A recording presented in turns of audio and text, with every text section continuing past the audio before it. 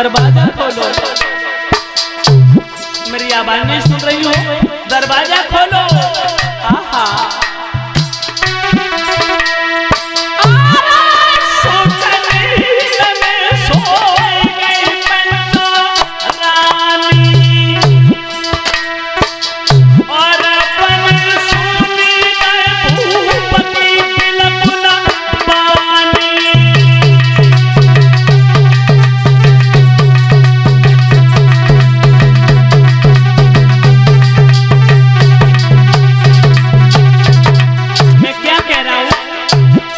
दरवाजा खोलो।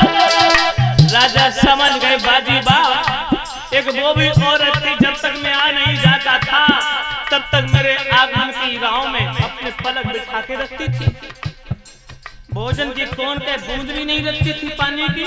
लेकिन एक ये भी औरत जिसे यही नहीं पता मैं जीवित हूं या मारा गया। राजा को एहसास हुआ है कि सच बात तो ये है कि मैंने धर्मपरायण स्त्री को ठुकरा दिया।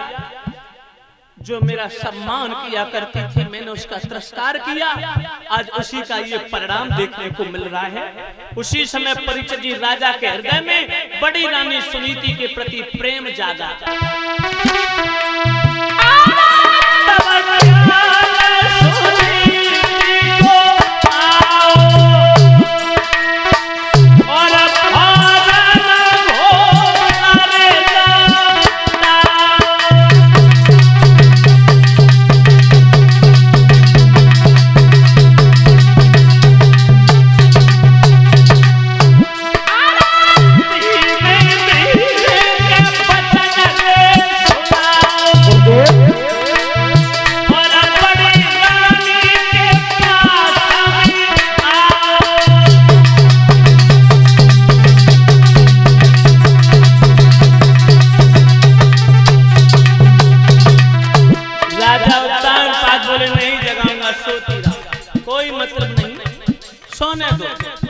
खूब जी भर के सो लो।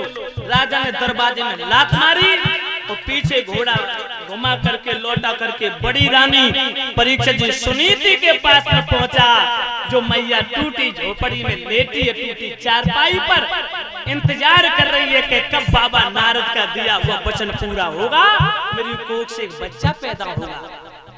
राजा उत्तान पाद पहुंचे, आवाज लगाई, बड़ी रानी बड़ी रानी क्या तुम भी सो रही हो?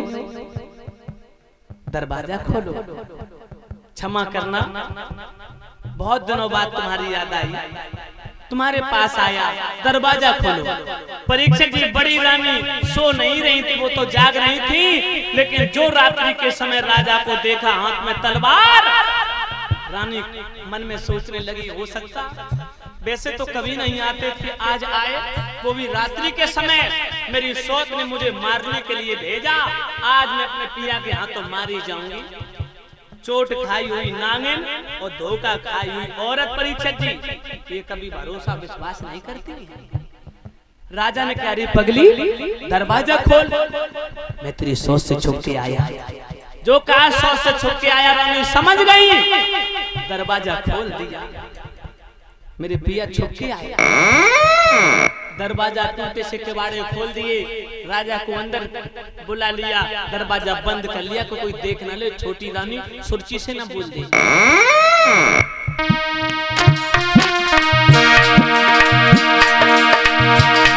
अरे धीरे धीरे के चली निभाई, पकड़ अंगुलिया के बलम अपने की।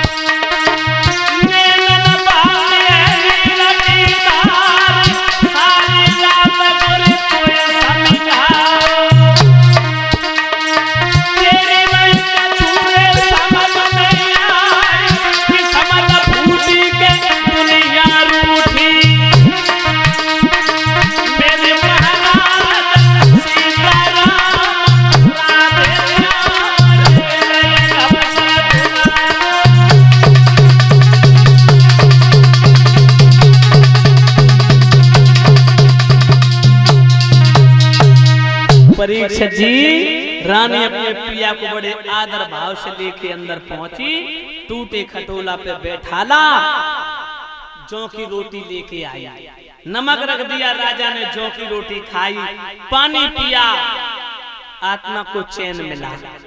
परीक्षित जी रानी की तरफ देख करके राजा उत्तानपाद रोने लगे, बोले देवी वो दिन मुझे याद है जब मैं तुम्हारे पिता के दरवाजे पर दूल्हा बन के गया था, मैं तुम्हें दुल्हन बना के लाया था। रानी बोली पिया इतने निठुर निर्दयी हो गए, सोच के चक्कर में इतने पागल हो गए कि मुझे भुला दिया। राजा बोले आज छुप के आया, जैसे तैसे निकल पाया, देवी मुझे क्षमा करना, मैंने तुम्हें सारी रात समझाया था ना कि दूसरी शादी का नाम मत लो, दूसरी शादी के चक्कर में मत पड़ो। वही हुआ जो मेरे दिल में, मेरे दिमाग में चल रहा था, जिसकी मुझे शंका थी, जिसका मुझे डर था। तुम बेकारण बन गई, मैं गुलाम बन गया। परीक्षित जी ध्यान रखना, राजा बोले मैं मजबूर हूं, न एक पल के लिए तुझे प्रिय आंखों से उछल नहीं होने दे। परीक्षित महाराज सारी रात वार्तालाप चलता रहा।